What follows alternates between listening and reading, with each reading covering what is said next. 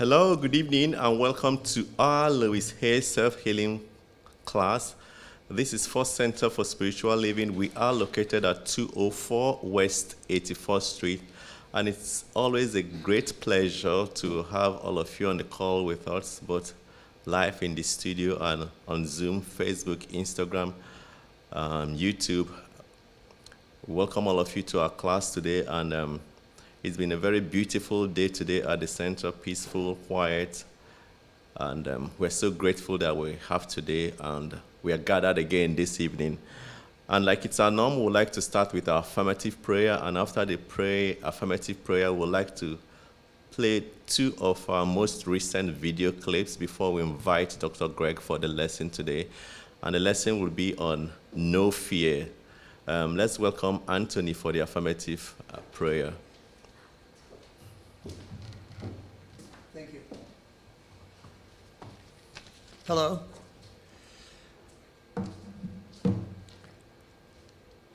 I stand firm in my truth. I am conscious of my oneness with the universal spirit that lives within, around, and through all things. In this truth, I stand firm in the belief that the infinite wisdom of the universe flows through me. I anchor myself in this truth daily and can rest assured in the power of God. Knowing this, I can begin each day with the expectation of joy, love, and peace. And so it is.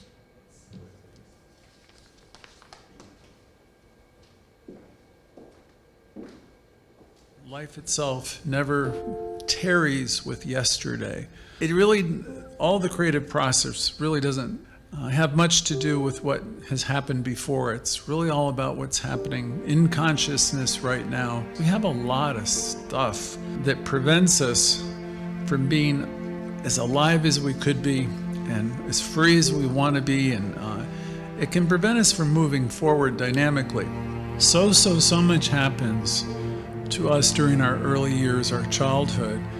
We get so many messages that are negative and positive from all of our relatives and our siblings and our families collectively. We just take in like a sponge so much information. And for us, it's very true when we're young. We don't really evaluate it. We don't have the capacity to do all that, but we absorb a ton of information. And in that information, there's a lot of messaging about what's right and what's wrong, and who's right and who's wrong. We learn about different kind of biases, and we have all kinds of stuff that it's neither right or wrong. It's just the way it happened. We also learned to be fearful. Fear is a kind of a learned thing. In the early years and throughout our teens and beyond, we develop a belief system, and it's shaped to a very large degree, by the earliest years, and it just gets reinforced and more reinforced. We have a lot of prejudice that we need to deal with so we can move forward. And we don't even realize that we have this kind of prejudice. And no one really likes to think, I've found over the years, they don't like to think of themselves as being a prejudiced person. Though everybody has prejudice of some kind or another. It might help for everybody to understand prejudices are nothing more than preconceived notions. All of this stuff gets accumulated within us, right? It's unconscious. And there's an unconscious mountain of, I'll call it stuff, within our very consciousness. The thing about all that stuff that's unconscious is it's out picturing in our life all the time.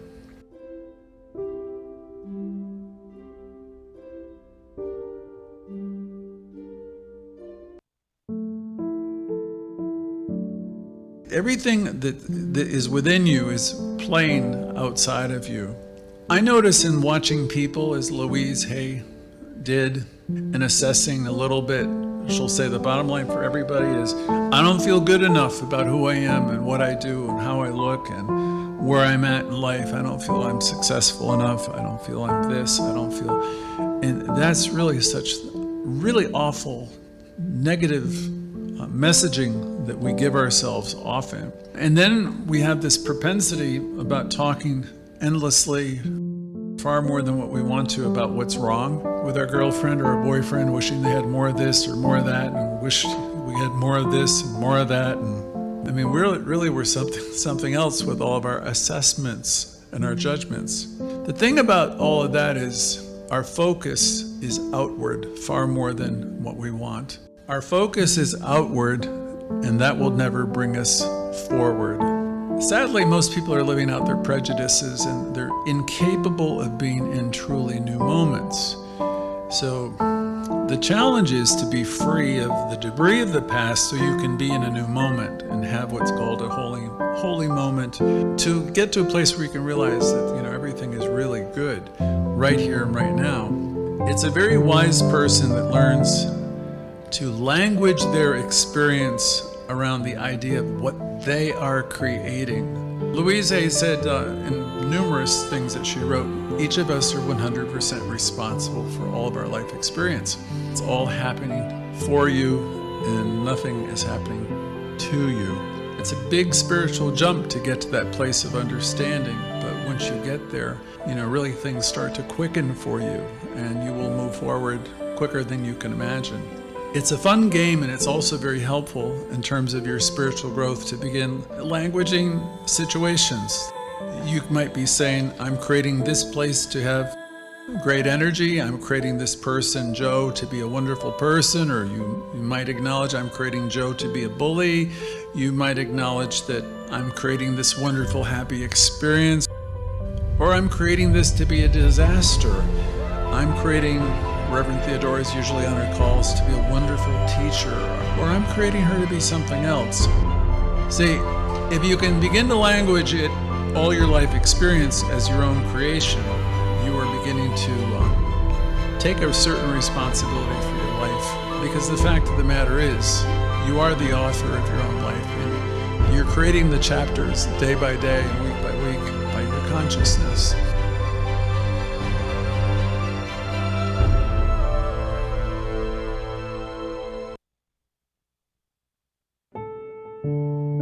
In truth, there's nothing outside of you and your creations.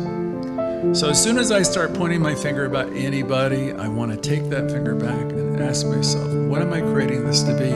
Who am I creating this to be?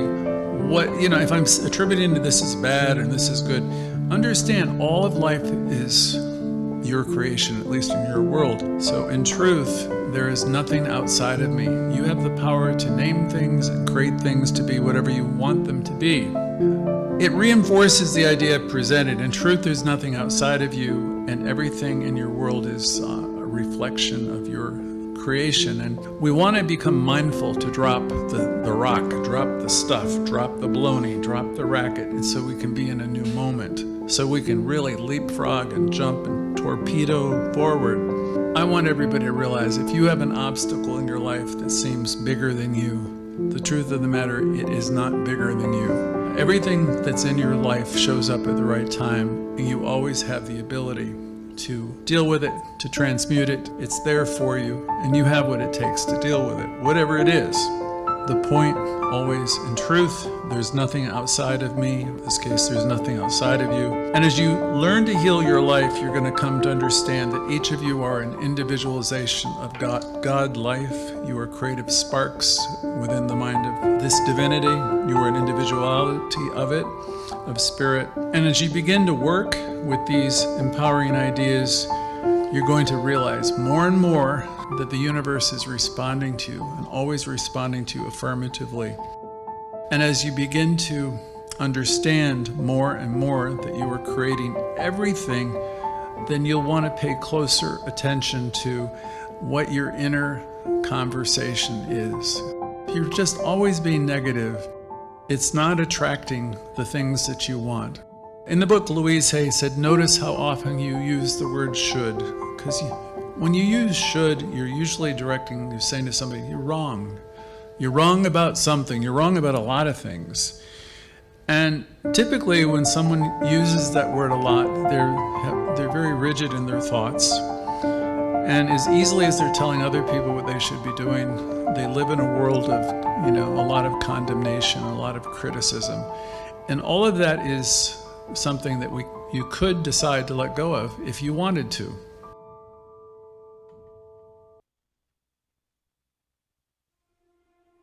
The power of your inner dialogue is amazing. You have power at your disposal that's beyond anything I could ever describe. So all the work we do is in mind, is mental in the sense it's all about consciousness. So you're learning how to use the power that Dr. Holmes used to speak of.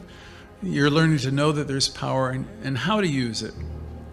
And you're learning to drop the conversations about other people and say, oh my goodness, I'm creating this person to be this or that. And you're going to develop an awareness and a sense, and you're going to know things, and you're going to know that you're going to know them because you're living and you're communing with this life, which Spirit is always informing you if you're paying attention. You will be able to see things that your average person does not see and they do not understand. The kingdom of God is at hand. It's here, and all of the gifts and all the wisdom and all of the things that you're looking for are available to you as you're able to open up your eyes more and awaken. Each of us, again, are points of awareness in this process. The individual work that I'm doing, that you're doing on yourself, and that we're doing in this center every week is incredibly important, because as we gain awareness, then our behavior changes, because the jig is up. It just doesn't, there's no payoff for doing some of the things we've done before. So as we lift our consciousness and we gain awareness, we start changing our behavior. You're in the perfect place. And no matter how awful it might seem, you might say, God, they don't understand me. The fact of the matter is we have a pretty good understanding, because most of us have been through quite a bit. And the thing to know is you're going to be amazed before you're halfway through. Reverend Ike used to say you just can't lose with the stuff we use, and it's true. This will work for anybody who really wants to change and wants to consciously evolve. In our teaching, we've seen how concepts like positive thinking, learning to love ourselves, self-acceptance and self-approval, all of that will create healing in our bodies, in our minds, in our affairs.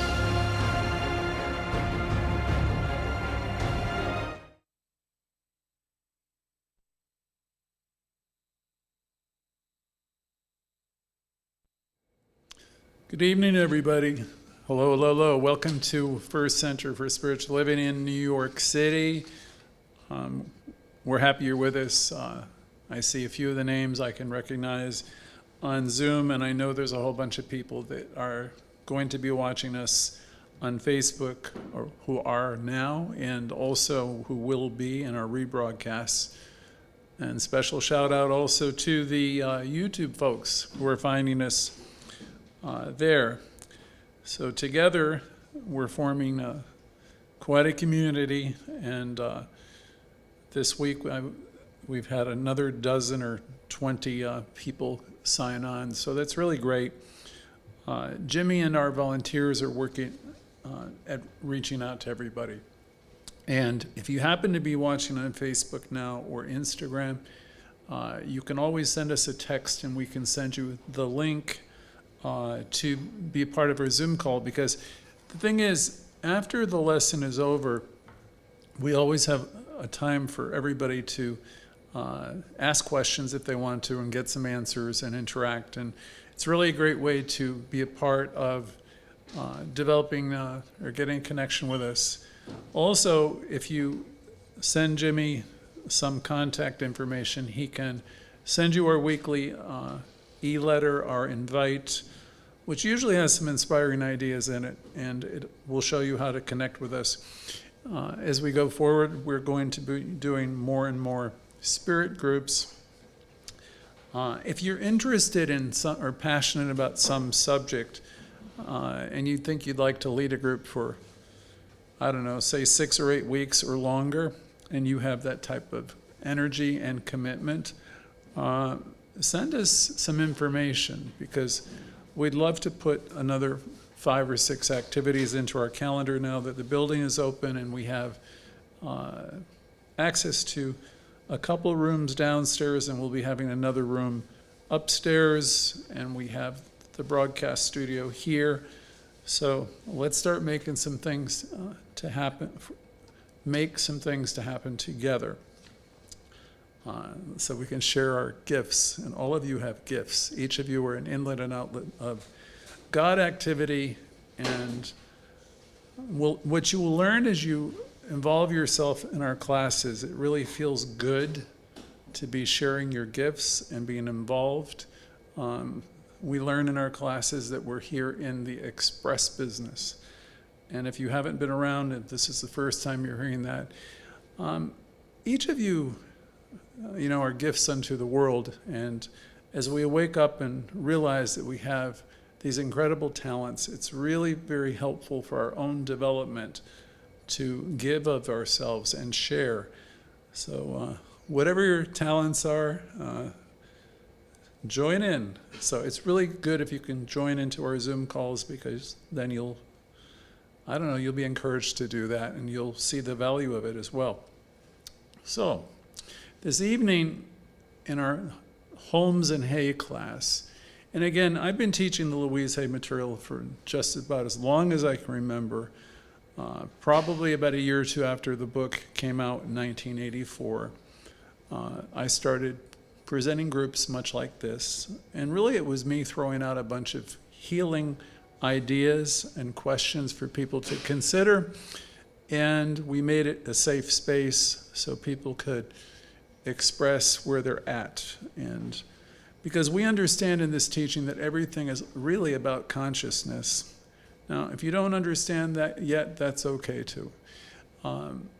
Generally speaking, most people are talking about stuff, meaning they're talking about what they don't have, or they're talking about who's rejected them, or what terrible thing has happened. And there's a lot of talk about what you don't have and what you want.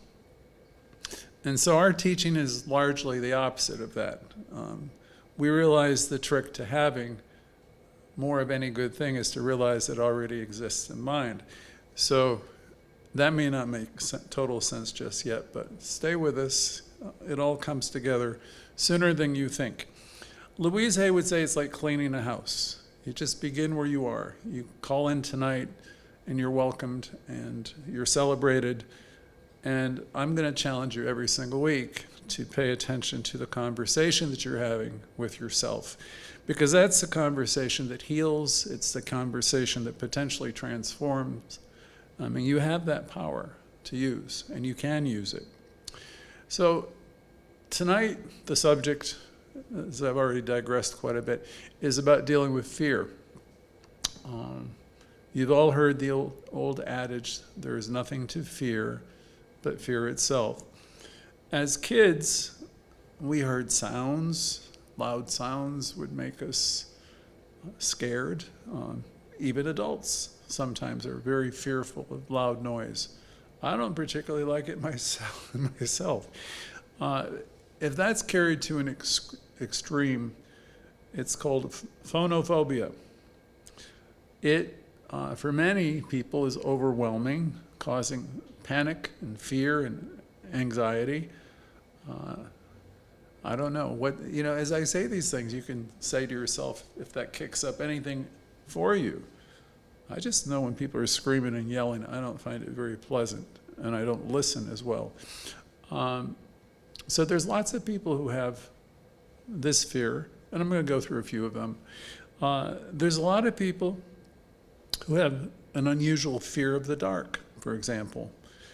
It's that fear even has a name. It's Nyctophobia.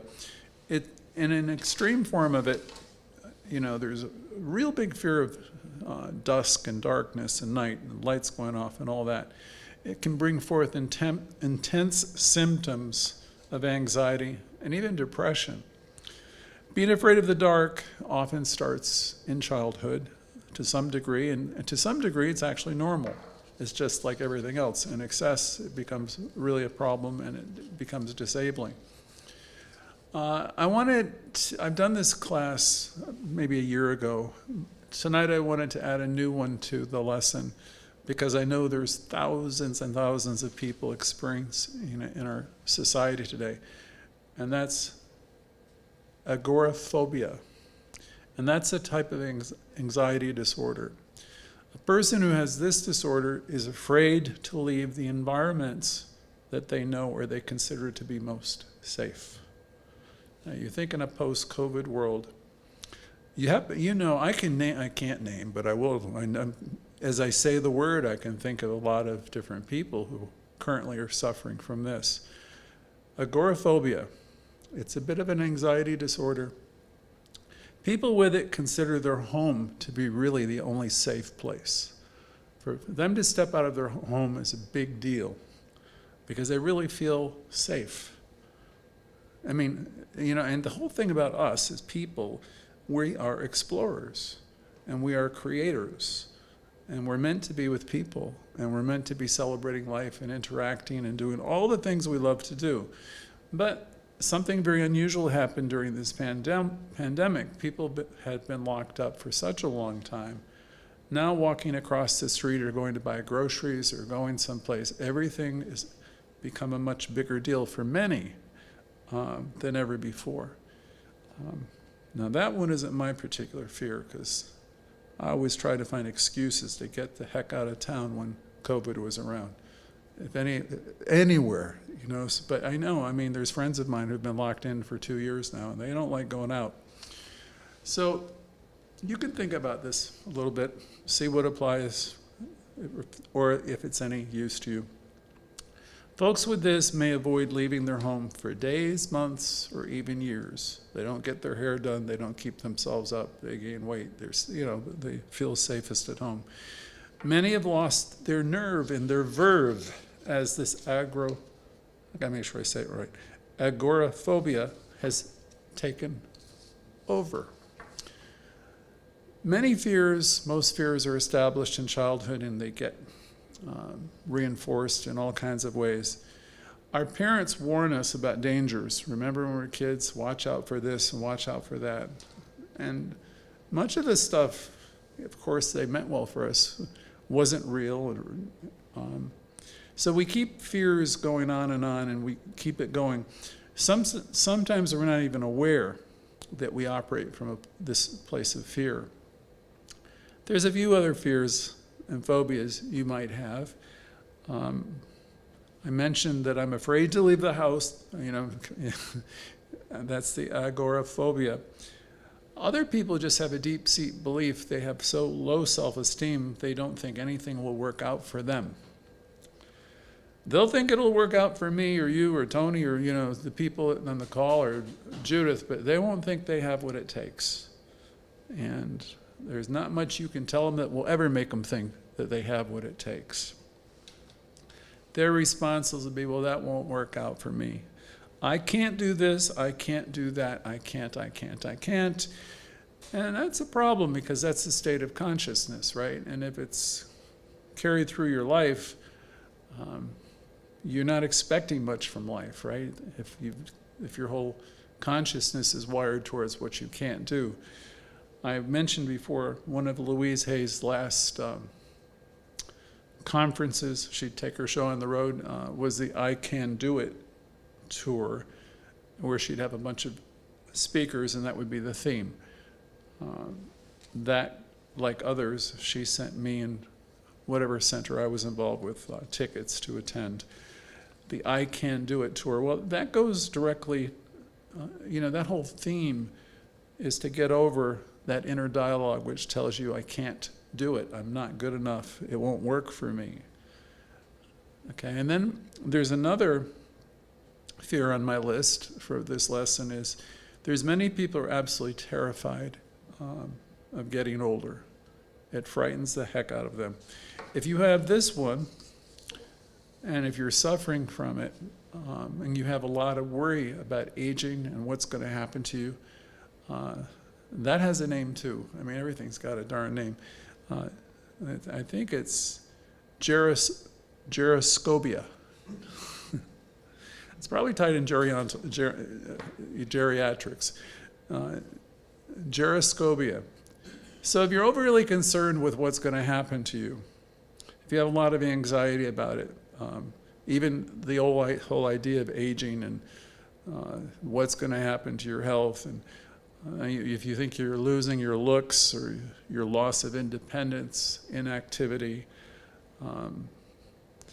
impaired mobility, if you're worried about the diseases you might one day have and being confined in a home. And you're living in a youth-obsessed society, so if you're thinking with all that type of stuff, you might be, reinforcing or creating this consciousness of gerascobia, Gerascophobia.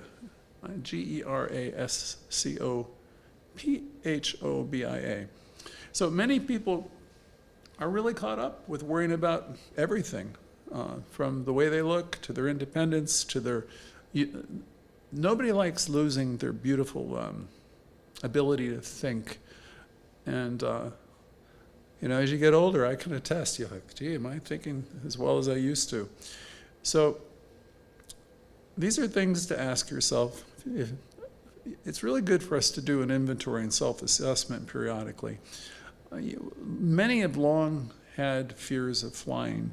That's actually called aerophobia. That one I've heard all my life. It's never been my fear, but it is the fear of many. People, another one. Here's a big one. People scare me. So there's a whole group of people that just really are afraid of people. And they're afraid of revealing who they are to people, because underneath that generally there's a fear of rejection. And part of the challenge with that is people reject themselves long before people in the outer world will ever reject you. And so that's kind of like a tough spot, because if your self-esteem is really low, and of course what Louise Hay's work is all about is building up your self-esteem. But if you're really self-rejecting, you're really not giving the world a chance to reject you. You're doing it before they can. My experience is most people are pretty accepting and loving. I didn't say all people, but most people. So the place to work with that particular fear is, again, working with you, the most important person in the world. Once you start to really love, accept, and approve of yourself, then you'll be amazed how the world will reflect that more and more in your life. There's other people who have fears about driving, being in cars alone. And there's a whole bunch of people that are caught up with fear of death, fear of painful death. There's a word, Thanatophobia.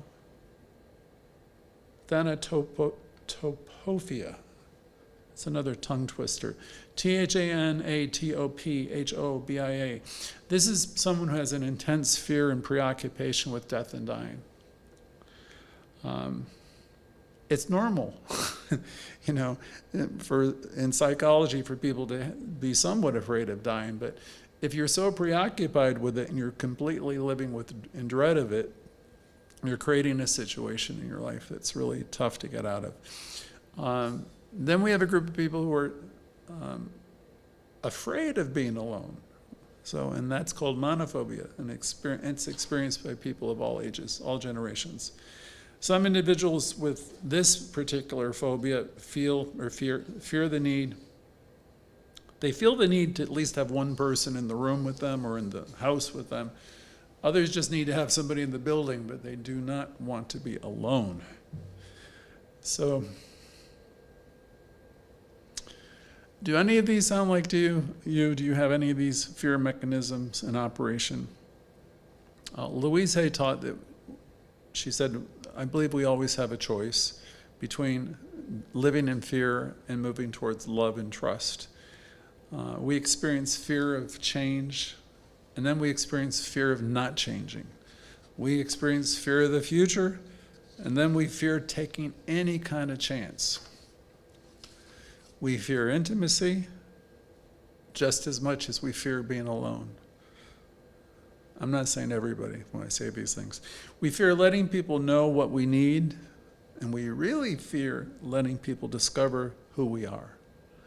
When the mask is ripped away and the raw person is there with all his or her own thoughts, many of us are thinking, they're going to reject me. If they really knew what I'm thinking, they would stone me or reject me and cast me aside. If you think that way, that if they really knew me, they wouldn't like me. You have a lot of good company. What Louise was getting at with this lesson is there's a part of us that's really built well for self-rejection. We're not good enough, not good enough, not good enough. And it's a bit of an effort for all of us to stand up, step out of the garbage, step out of the worry, step out of the blame, step out of the idea that we're any less than something miraculous and wonderful. You don't come into this life, at least I've never heard of anybody, being told how wonderful you are and how beautiful you are and how successful you are and how amazing you are, and just the fact that you exist is extraordinary. That inner dialogue yet isn't there for most people. Most of us don't yet love, accept, and approve of ourselves as we could. I will never say as we should. Misery is not God ordained, said Ernest Holmes. Or the 12-step programs will say misery is optional. And it truly is. My mother would say it's entirely up to you to be experiencing the great and the good that are yours to experience. The secret of health in your body and your mind involves not mourning the past, not worrying about the future. Never anticipate troubles. The secret is to live in the present moment wisely and earnestly, with verve and excitement and positive expectancy. Louise Hay has addressed the subject eloquently for years. She hit a nerve in the whole nation. I was thinking today, if she sold 66 million copies, that must be, she raked in, what kind of money? I can't do the math. It'd be something like 66 million times 12 or something, a whole lot of success. And you couldn't do that unless somebody really hit the nerve of a generation. The bottom line for everybody, she said, is that they really, in some way, if they really are willing to get dirt level honest, gut level honest with themselves, they just don't feel really great about themselves. They don't live with that kind of gratitude, and they don't have the knowledge to know that they are as God created them, and they have, within them, there's a possibility to move through mountains. There's power for good, Ernest said, and you can use it. So the thing is, what can we do to get you guys to use it more and to come from that centered place of knowing your power? You have the power to move through anything, and the only thing that's stopping you is the old stories that you keep nurturing and nurturing and nurturing. And those of you on the call for a while, see, you've got some knowledge now because you know that all your outer experiences comes from your inner dialogue. Every Thursday I ask that question, what has it been like being you this week? And it's never to hear the story on my end. It's just because I'm a teacher that's really wanting you to become more aware of what it is you're spinning within your own thinking hour by hour and day by day. And I am here to remind you that it doesn't have to be that way. If you don't like what your life is and has been this week, you do have the power to turn it all around.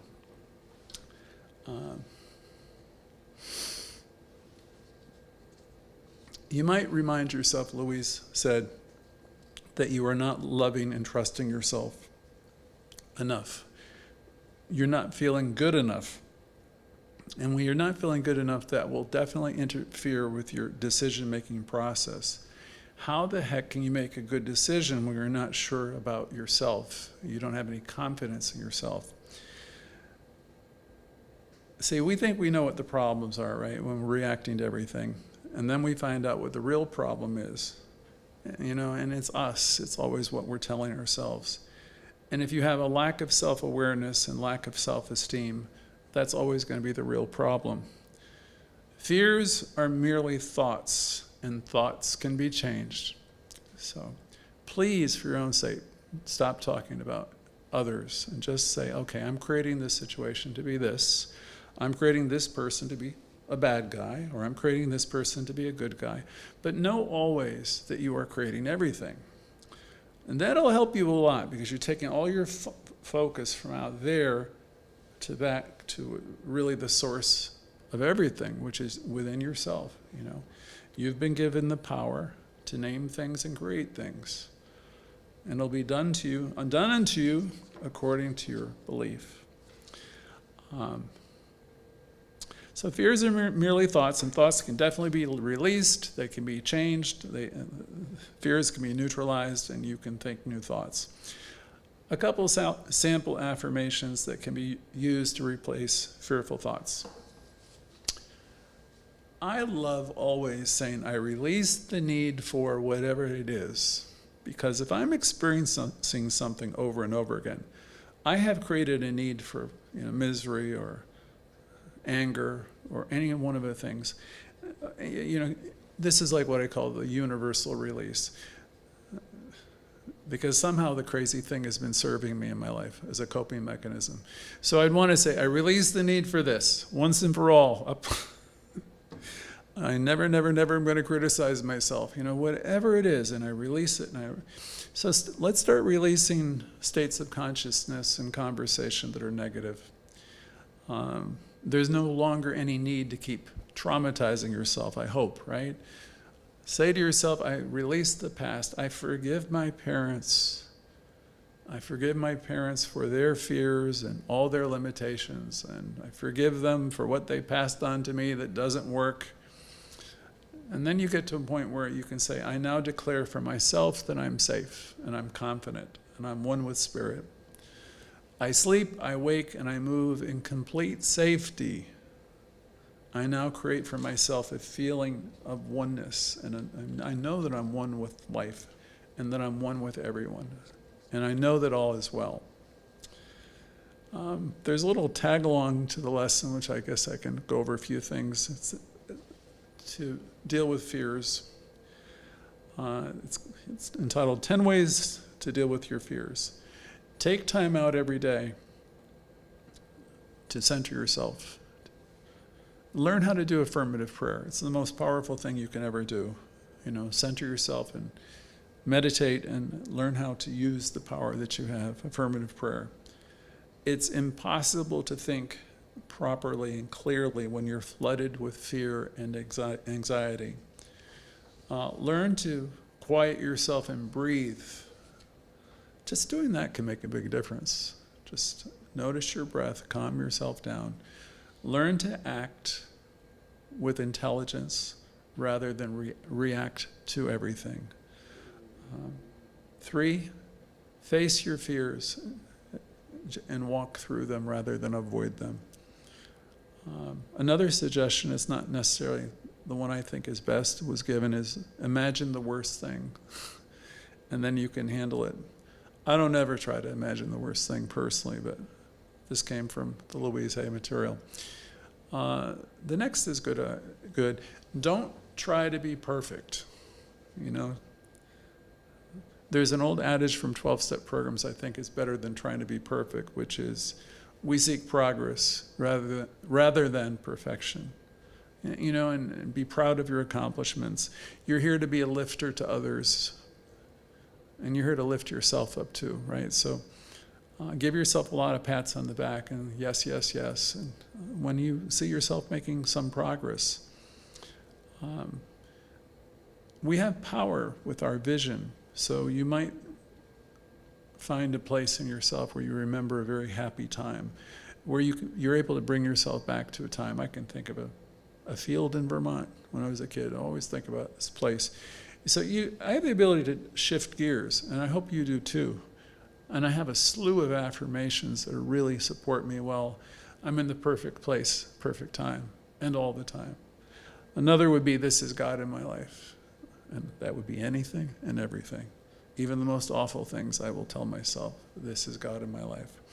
So have some affirmations that work for you. You might start journaling a little bit also. You might write down what your fears are and then think of a positive affirmation that would dissolve it. You might have areas of concern over your career, your living situation, your family relations, your money supply, your physical appearance, something going on with your relationships, your health. We touched upon old age this evening, death and dying.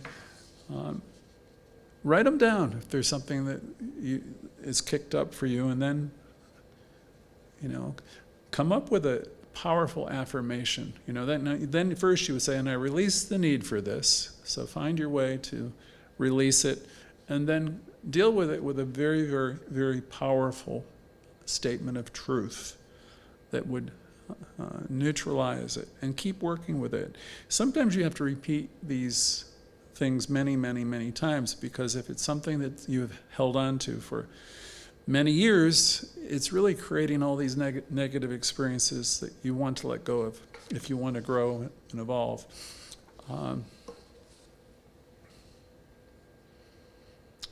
So there's a lot of affirmations I could be reading to you, but I think I'm going to skip through them at this point. And there are PowerPoints associated with this lesson. I'm sure you all know them by heart if you've been in this class for quite a while. But if you're new, we can quickly review them. The first is that we're each 100% responsible for our life, our experiences. So please never say someone made you do something or someone made you feel. That's totally impossible. It does not work that way. Nobody makes you feel anything. You feel what you feel because you are telling yourself things about things that are going on. You could be telling yourself something different about everything. So if somebody's done something to me that's particularly onerous, if I'm really with it, I'm going to say, well, this person is doing the best they can with the information, the understanding, the awareness they have. If I can do that with all unpleasant situations, I'm keeping my power. I'm not giving it away. So that's always a goal, is to take responsibility and understand that others are doing the best they can. The next point is every thought we think is creating our future. I think all of you know that. And this speaks to the lesson itself. The third point is every single person on some level is dealing with a damaging pattern of thought. And they involve resentments and criticism and anger and some form of self-hatred. I guess you know that. So don't make it about another person. It'll do you no good. The next that I'd love everyone to have memorized, in your minds and hearts. Whatever I'm experiencing right now is only a thought, and a thought can be changed.